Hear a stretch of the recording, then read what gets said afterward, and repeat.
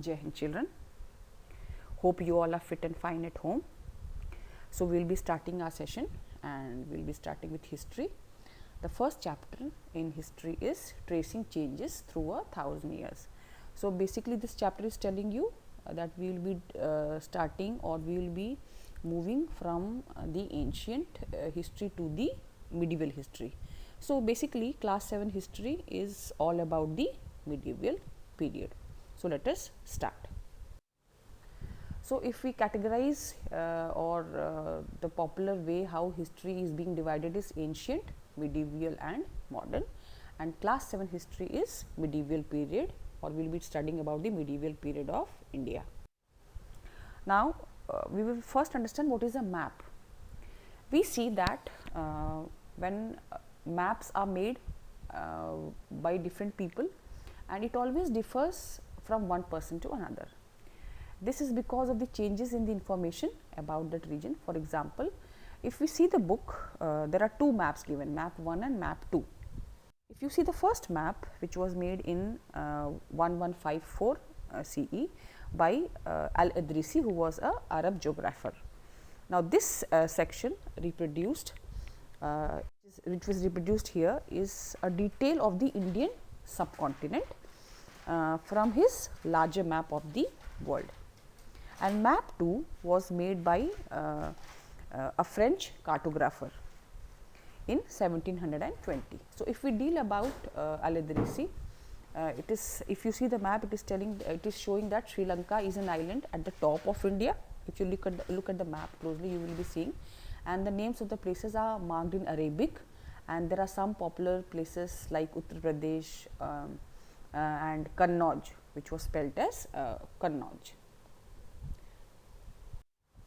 This is the next map, which is given in page number 2, and it was made by, as I have already told you earlier, a French cartographer, and it was probably done in 1720, 600 years after map number 1.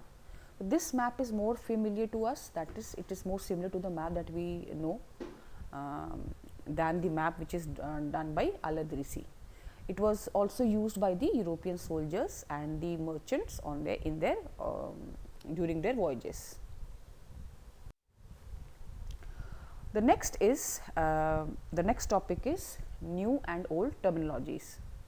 So, we all know that information changes over a period of time, and in terms of the context in which it is produced, we will understand that. For example, medieval Persian is different from modern Persian, both with reference to grammar or vocabulary or take the meaning.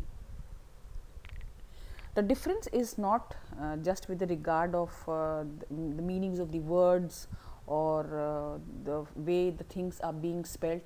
It always changes over a period of time.